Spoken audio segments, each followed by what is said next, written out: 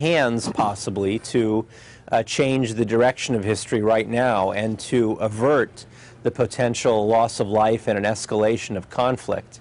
At the same time, there's been a tremendous transformation historically in the role of the military from 1952, July 23, when some young free officers overthrew the old monarchy, and the present. The previous regimes in the 1950s and 60s were dominated by military people. There's been an increasing civilianization of power, although that's not been complete. So there are major differences also between the military's role in overall politics today, generally outside of this crisis, and in the earlier period. Where does the split come in your opinion, from the top echelons of the military hierarchy further down the chain, as to where those military members see eye to eye with the public at large? Right.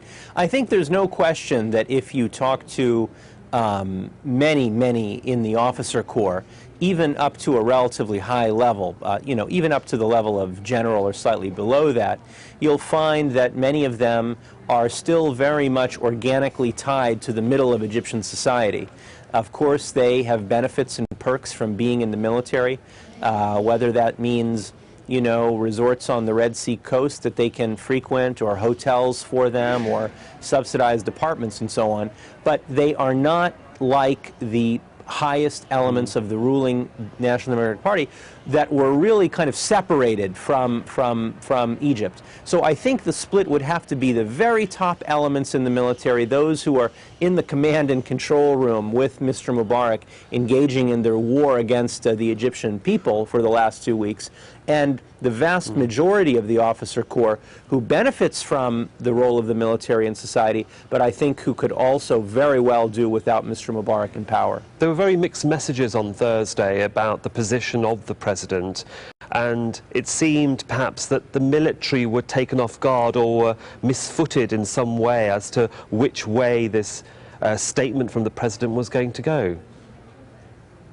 Well, part of that has to do with the different media announcements that were made. I mean, at one stage, there was a media announcement that the high military joint authority or administration had vetoed a speech or a plan that President Mubarak had about resigning and installing Mr. Suleiman as president. So there were certainly mixed messages or mixed information, unreliable information, and there was a great deal of speculation that the chairman of the armed forces would be playing a prominent role in Egypt as of tomorrow, but of course none of that materialized. No. Well, we shall see what happens in the coming hours. SamerShehata, thanks very much for joining us from Washington, D.C. You're welcome.